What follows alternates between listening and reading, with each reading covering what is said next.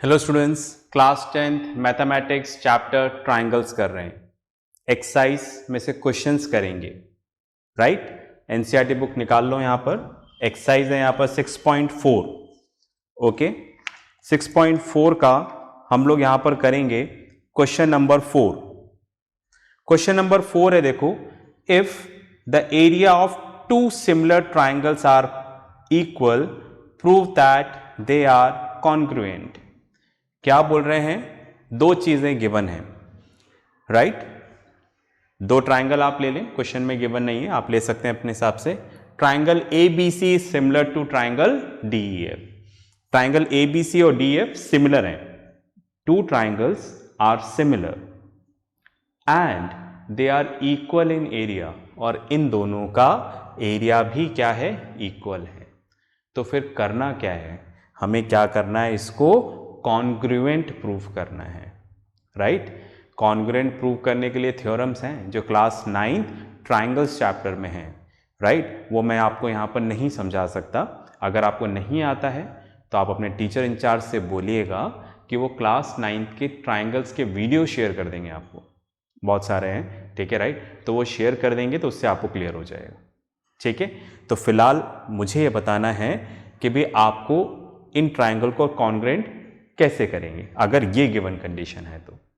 Okay, करना start करें। चलिए करते हैं।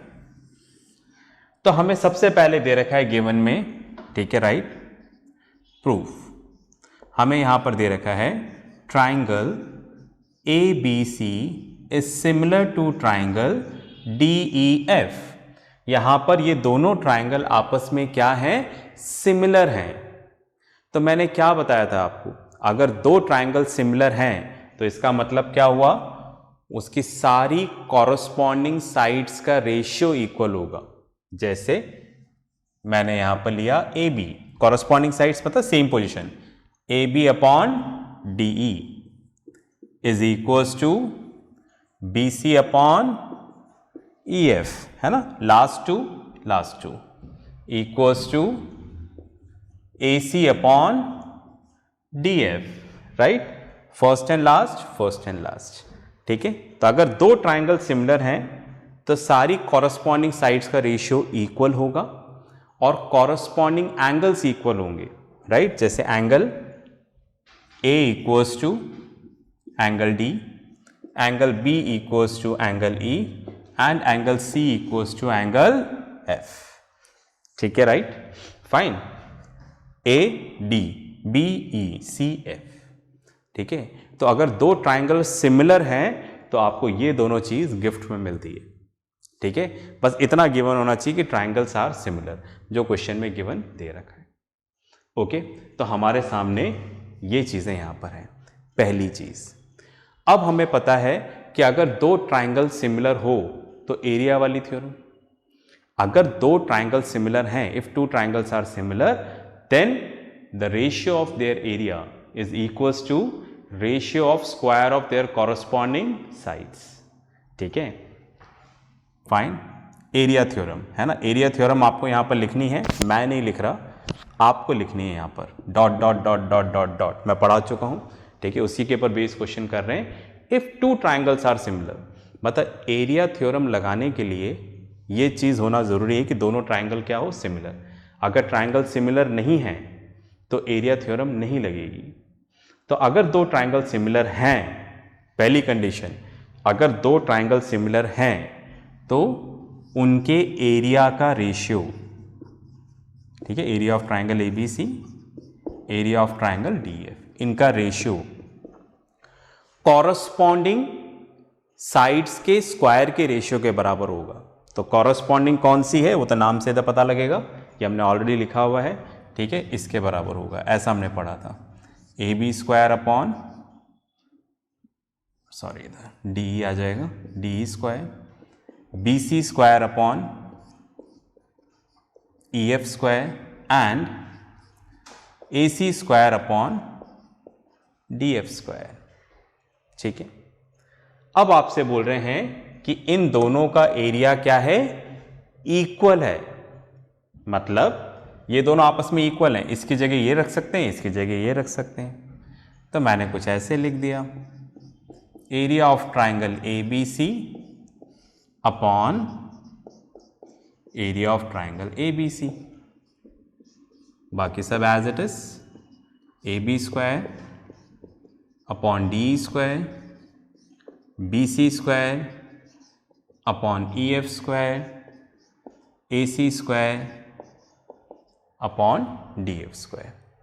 ठीक है, इससे ये कैंसिल हो गया, कैंसिल हो गया तो इधर क्या बचेगा 1। ठीक है, पॉज करके लिखें फिर अपन आगे चलते हैं।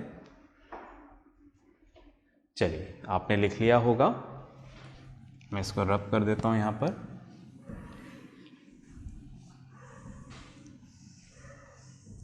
चलिए, अब ये इससे डिवाइड हो जाएगा। ओके, तो इधर क्या बचेगा 1। ओके, और यहां पर क्या आ जाएगा A B square upon D square. ठीक है, बाकी सब as it is, B C square upon E F square A C square upon D F square. ठीक है, इसकी जगह क्या आ गया 1। ठीक है, अब मैं इसको रब कर देता हूं। ठीक है, राइट, फिर अपन लोग आगे चलते हैं।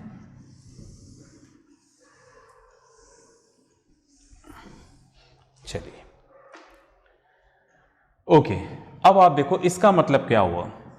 इसका मतलब ये हुआ A B square upon D square equals to 1, right, comma, इसका मतलब यही हुआ ना, ये सब 1 के इक्वल है। ठीक है, राइट, ये भी 1 के इक्वल है, ये भी 1 के इक्वल है और लास्ट वाला भी 1 के इक्वल है। तो जैसा बोला है वैसे लिख देते हैं, B C square upon E F square equals to 1, A C square upon D F square equals to 1। अब आप देखो ये क्रॉस मल्टीप्लाई इधर चला जाएगा तो क्या हो जाएगा, A B square equals to D square, B C square equals to E F square and A C square equals to D F square. समझ गए क्या? ये इधर जाकर 1 से मल्टीप्लाई हो जाएगा तो सेम आ जाएगा, ये इधर जाकर 1 से मल्टीप्लाई होगा तो सेम आ जाएगा, ये इधर जाकर 1 से मल्टीप्लाई होगा तो सेम हो जाएगा। अगर हम दोनों तरफ स्क्वायर रूट ले लें तो क्या हो जाएगा, यहाँ पर A B equals to D E, B C equals to E F and A C equals to D F, right. तो हमने क्या प्रूफ कर दिया, हमने ये प्रूफ कर दिया कि ए बी और डी ई आपस में इक्वल हैं, बी सी और ई एफ आपस में इक्वल हैं and A C and D F आपस में क्या है, यहाँ पर इक्वल है। मतलब हमने प्रूफ कर दिया यहाँ पर इस ट्राइंगल की 3 साइड्स इधर की 3 साइड से इक्वल है। पॉज करके लिखें फिर हम लोग आगे चलते हैं। चलिए, आपने लिख लिया होगा। अब हमें कॉन्ग्रेंट प्रूफ करना है, तो जिनको कॉन्ग्रेंसी याद है उनको पता लग गया होगा कि हमारा काम कंप्लीट हो चुका है। ठीक है, जिनको नहीं याद है प्लीज़ टीचर इंचार्ज से बोलिएगा कि वो आपको वीडियो शेयर करेंगे। ठीक है, अब हमें कॉन्ग्रेंट प्रूफ करना है, तब यहाँ पर लिखते हैं in triangle A B C and triangle D E F, right. ये triangle A B C and D E F, हमने इसमें क्या प्रूफ कर दिया, हमने प्रूफ कर दिया यहाँ पर A B equals to D E, B C equals to E F and A C equals to D F, right. A B और डी इक्वल है, बी सी और ई एफ इक्वल है, ए सी और डी एफ इक्वल है। किसी भी 2 triangle के अंदर अगर तीनों कॉरस्पॉन्डिंग साइड्स इक्वल करते हैं तो यहां पर ट्राइंगल क्या हो जाएगा, कॉन्ग्रेंट। ठीक है, राइट। कौन सी theorem? By S S S congruency condition. ठीक है, इन सब के आगे आप लिख देना प्रूव्ड अबाउ। ठीक है, ये हम ऑलरेडी यहां पर क्या कर चुके हैं, प्रूव कर चुके हैं। तो अगर ये दोनों ट्राइंगल कॉन्ग्रेंट हो गए तो किससे प्रूव हुए, S S S congruency condition से। ट्राइंगल प्रूव हो चुके हैं कॉन्ग्रेंट, हमारा काम भी पूरा हो चुका है। तो ये हमें यहां पर करना था। पॉज करके लिखें फिर अपन आगे चलेंगे। चलिए, ओके, आपने लिख लिया होगा। ये हमारा क्वेश्चन नंबर 4 था। अब हम लोग यहां पर करेंगे क्वेश्चन नंबर 5। ठीक है, चलिए, तो क्वेश्चन नंबर 5 आप पढ़ लें जितनी देर में मैं इसको रब कर रहा हूं। ओके, चलिए, क्वेश्चन नंबर 5 में भी हम लोग 9th की थ्योरम यूज करेंगे। ओके, देखिएगा क्वेश्चन नंबर 5 यहां पर क्या बोल रहा है, D E and F are respectively the mid points of sides A B B C and C A of triangle A B C. ठीक है, आपको यहां पर ट्राइंगल दे रखा है, right, triangle A B C. अब आपसे क्या बोल रहे हैं, डी किसका मिड पॉइंट है, ए बी का मिड पॉइंट है। पहले ए बी दे रखा था, पहले डी, तो इसलिए मैंने मान लिया डी ए बी का मिड पॉइंट है, ई बी सी का मिड पॉइंट है। ठीक है, एंड एफ ए सी का मिड पॉइंट है। ठीक है, इन मिड पॉइंट्स को जोड़ देंगे तो हमें यहां पर ट्राइंगल मिल गया डी ई एफ। हमें क्या प्रूफ करना है, हमें यहां पर रेशियो निकालना है, find the ratio of D E F and A B C. तो सबसे पहले क्वेश्चन में गिवन लिख देते हैं, देखो, D E and F are the mid points of A B, पहले डी, पहले A B, B C and A C of sides लिख देते हैं, of sides A B B C and A C of triangle A B C. अब ये सही हो गया। टू फाइंड, अब हमें यहां पर फाइंड क्या करना है, ठीक है, हमें यहां पर क्या फाइंड करना है, रेशियो ऑफ एरिया। ठीक है, लिखा हुआ है, देखो, find the ratio of area of triangle D E F and triangle A B C. ठीक है, तो this is what we have to find it out. इस तरह से हमने क्वेश्चन पूरा बोर्ड पे लिख दिया है कि यहां पर ये इसके मिड पॉइंट्स हैं। ठीक है, राइट, और ये हमें यहां पर निकालना है। ठीक है, राइट, चलिए स्टार्ट करेंगे इसका सॉल्यूशन। ठीक है, चलिए, अब आप देखिएगा, चलो यहीं से स्टार्ट करते हैं सॉल्यूशन।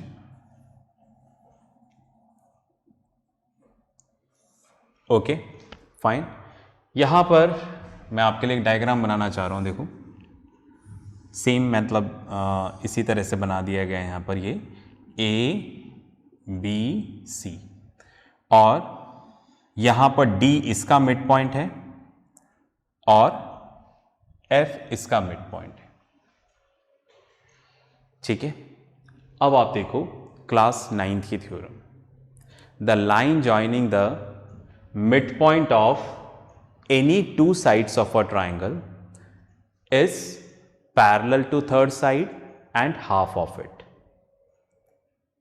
क्या बोला मैंने, क्या बोला अभी, ट्राइंगल की किसी भी दो साइड्स को, ट्राइंगल की कोई सी भी दो साइड के मिड पॉइंट्स को, ये मिड पॉइंट्स हैं, इसको जोड़ने वाली जो साइड होगी दैट इज डी एफ।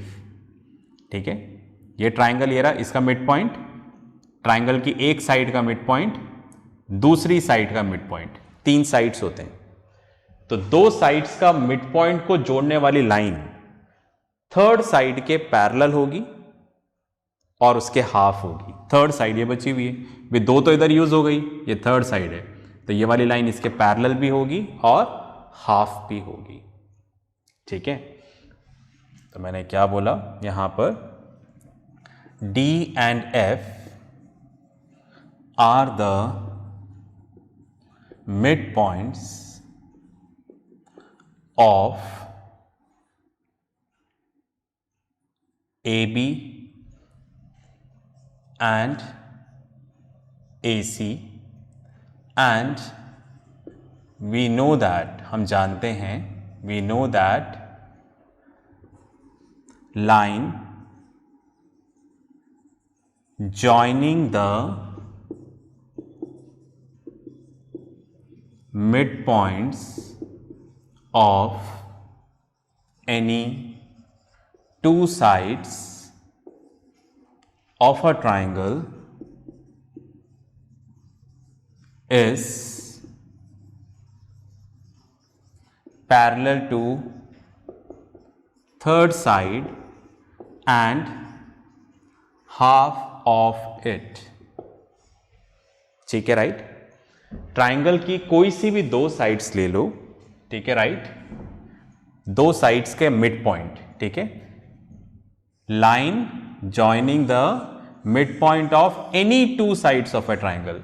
किसी भी दो साइड्स का मिड पॉइंट ले लो, उसको लाइन से जोड़ लो, तो वो वाली लाइन थर्ड साइड, दो साइड तो यूज हो गई, थर्ड साइड, ठीक है, राइट।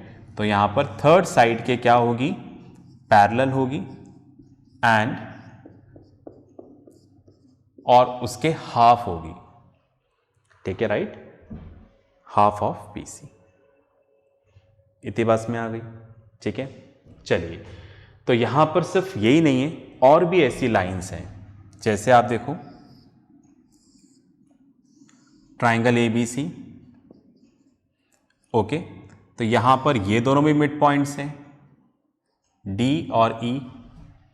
देखो आप, ये भी मिड पॉइंट है, ये भी मिड पॉइंट है, ये तो ये भी जोड़ रही है, देखो आप, ठीक है, राइट। तो इस केस में क्या हो जाएगा, ठीक है, राइट, इधर लिख देता हूं, बार बार नहीं लिखेंगे सारी स्टेप्स। सिमिलरली उसी तरह से यहां पर ये मिड पॉइंट, ये मिड पॉइंट, इस साइड का मिड पॉइंट, इस साइड का मिड पॉइंट, तो इसको ज्वाइन करने वाली लाइन थर्ड साइड के क्या होगी, पैरेलल होगी और उसके हाफ होगी।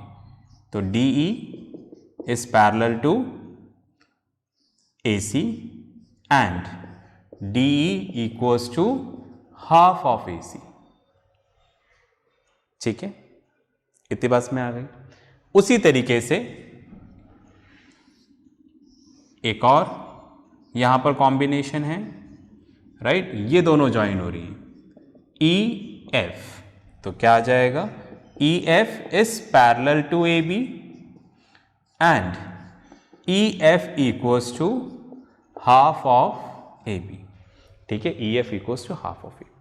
The line joining the midpoint of any two sides of a triangle is parallel to third side and half of it. इतनी बात में आ गई, ठीक है। पॉज करके लिखें, फिर अपन आगे चलते हैं। चलिए जी, ओके, तो मैं ऊपर वाला रब कर देता हूं यहां पर।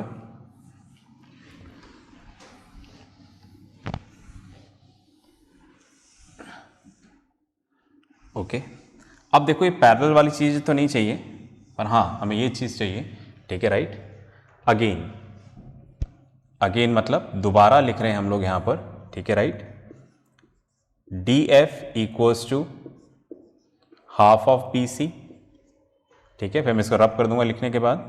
DE equals to half of AC, right, and EF equals to half of AB, ठीक है। ऐसा हम लोगों ने यहां पर लिख लिया है और अब इसको रब कर देते हैं। इतना हमने प्रूफ कर दिया, ठीक है। चलिए, करने क्या जा रहे हैं अभी क्लियर होगा, ओके। अब आप देखो ये BC इधर मल्टीप्लाई हो रहा है, तो इधर आकर डिवाइड हो जाएगा, तो DF upon BC equals to क्या हो जाएगा, 1/2, समझ रहे हैं ना, BC इधर आ गया तो 1/2 के equal, okay. DE upon AC equals to 1/2, EF upon AB equals to 1/2। ये सब 1/2 है, तो देयरफॉर ये सब आपस में इक्वल हैं। DF upon BC is equals to DE upon AC equals to EF upon AB equals to half. भाई ये भी हाफ के इक्वल, ये भी हाफ के इक्वल, ये भी हाफ के इक्वल, तो ये सब क्या हो जाएंगे, आपस में इक्वल हो जाएंगे। इतनी बात में आ गई, ठीक है। चलिए, अब देखो हमें करना क्या है, हमें इन दोनों के एरिया का रेशियो निकालना है, ओके। तो आप देखो इसमें हम एरिया वाली थ्योरम यूज करना चाह रहे हैं, पर एरिया वाली थ्योरम तभी यूज होगी जब ये दोनों आपस में क्या होंगे, सिमिलर होंगे। बस में आ गई, ठीक है। ये दोनों आपस में क्या होने चाहिए, सिमिलर होने चाहिए। तो इनको हम सिमिलर करना चाह रहे हैं, ताकि सिमिलर हो जाएगा तो एरिया वाली थ्योरम यूज करेंगे। तो इनको सिमिलर करने के लिए ये सारा काम किया है, ठीक है। इसको भी आप पॉज करके लिखें, फिर अपन आगे चलेंगे। चलिए, आपने लिख लिया होगा, ओके। अब हमें क्या करना है, मैं इसको रब कर देता हूं ताकि हमें थोड़ी और जगह मिल जाएगी।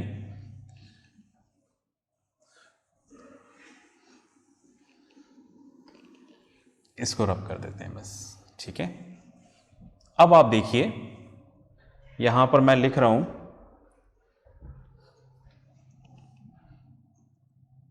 In triangle ACB। 2 मिनट, थोड़ा और रब कर लेते हैं, यहां पर गंदा है। Okay, now it is clean.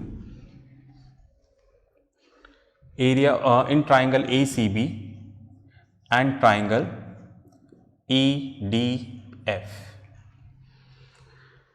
ठीक है। नेमिंग मैंने कैसे लिया, ACB ये वाला ट्राइंगल एंड EDF ये ट्राइंगल, ठीक है, राइट। इन दोनों ट्राइंगल में देखो, इनको हमें सिमिलर करना है।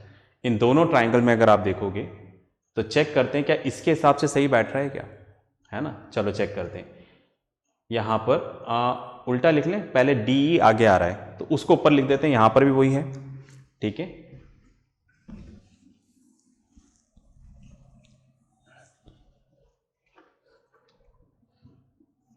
In triangle EDF and triangle ACB check करते हैं। मैंने नेमिंग इस तरह से लिखने की कोशिश करी है कि ये आ जाए, ओके। चेक करते हैं, DE अपॉन AC, यस आ रहा है। DF अपॉन BC,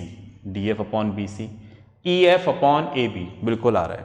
ये नेमिंग लिखना अपने को ध्यान रखना है, क्योंकि सिमिलरिटी में क्या होना चाहिए, ये कॉरस्पॉन्डिंग साइड्स बननी चाहिए। समझ रहे हैं ना मेरी बात। ये तो हमने इक्वल कर दिया, पर इसके हिसाब से नेमिंग होना चाहिए, तो मैंने नेमिंग ऐसा दे दिया है, ओके। तो अब आप देखो, इन दोनों ट्राइंगल में हमने तीनों कॉरस्पॉन्डिंग साइड्स का रेशियो क्या कर दिया, इक्वल। समझ रहे हैं क्या। सबसे पहले तो हमने रेशियो इक्वल किया, ठीक है, राइट। कौन से दो ट्राइंगल्स, राइट। एक ट्राइंगल तो ये रहा ABC, ठीक है, राइट। इधर बना दूं मैं, एक ट्राइंगल ये रहा ABC, दूसरा ट्राइंगल ये रहा DEF, ये दो ट्राइंगल्स। इन दोनों ट्राइंगल्स में, ठीक है, इन्हीं का हमें यहां पर रेशियो चाहिए, इन दोनों को सिमिलर करना है। तो साइड्स का रेशियो इक्वल कर दिया, इसके हिसाब से नेमिंग दे दी, इसके हिसाब से, ताकि कॉरस्पॉन्डिंग साइड्स बन जाए। तो बिल्कुल बन रही है, देखो, ठीक है। DE upon AC, DF upon BC and EF upon AB, ठीक है, राइट, फाइन। इसके आगे लिख देना प्रूव्ड अबाउ। तो क्या लिखेंगे हम लोग, triangle EDF is similar to triangle ACB by SSS similarity criterion. एक बार ट्राइंगल सिमिलर हो गया है तो हम एरिया वाली थ्योरम यूज कर सकते हैं। क्या है एरिया वाली थ्योरम, कि अगर दो ट्राइंगल सिमिलर हैं, सिमिलर होने चाहिए, तो फिर क्या होगा, इन दोनों का जो रेशियो है, area of triangle EDF equals to area of triangle ACB, ठीक है, फाइन। इनकी कॉरस्पॉन्डिंग साइड्स के स्क्वायर के रेशियो के बराबर होगा, ठीक है, राइट, सारी साइड्स के, okay. DF square upon BC square, DE square upon AC square, EF square upon AB square. आपको वो एरिया वाली थ्योरम लिखनी है, पर ये तभी यूज होगी जब ट्राइंगल क्या होंगे, सिमिलर, ठीक है। पॉज करके लिखें, फिर अपन आगे चलते हैं, ओके। सॉरी, फाइन, इसको रब कर देते हैं। यहां तक। अब आप देखो, इसमें सारा नहीं चाहिए, हमें कोई एक लेना है, ठीक है। अब एरिया में तो सिमिलरिटी में तो नाम चेंज नहीं कर सकते, पर एरिया है इसमें हम नाम चेंज कर सकते हैं। ओके, इसको अगेन को भी रब करना है। फाइन, लिखते हैं यहां पर एरिया ऑफ ट्राइंगल DEF, है ना, इसको लिख दिया DEF क्योंकि वही चाहिए था हमें, upon area of triangle ABC। यहां पर नेमिंग चेंज हो सकती है ना, क्योंकि सिमिलरिटी नहीं, एरिया है ये, equals to DF upon AB square. अब आप देखो DF अपॉन AB का होल स्क्वायर, और DF अपॉन BC था, आई एम सॉरी, ठीक है, BC। ओके, इसकी वैल्यू कितनी थी, हाफ, राइट, पहले देख चुके हैं, तो दैट मीन्स कितना हो जाएगा ये 1/4। तो हमसे बोला था कि फाइंड करो कि इसका रेशियो कितना है, तो इसका रेशियो कितना आ गया 1/4। ठीक है, इसके साथ जो होमवर्क आएगा उसको ज़रूर करिएगा, नेक्स्ट क्लास में मिलेंगे, ठीक है, राइट, फाइन, नेक्स्ट क्वेश्चंस के साथ। तब तक प्रैक्टिस करते रहें, पढ़ते रहें और अपना ध्यान रखें। Okay, bye.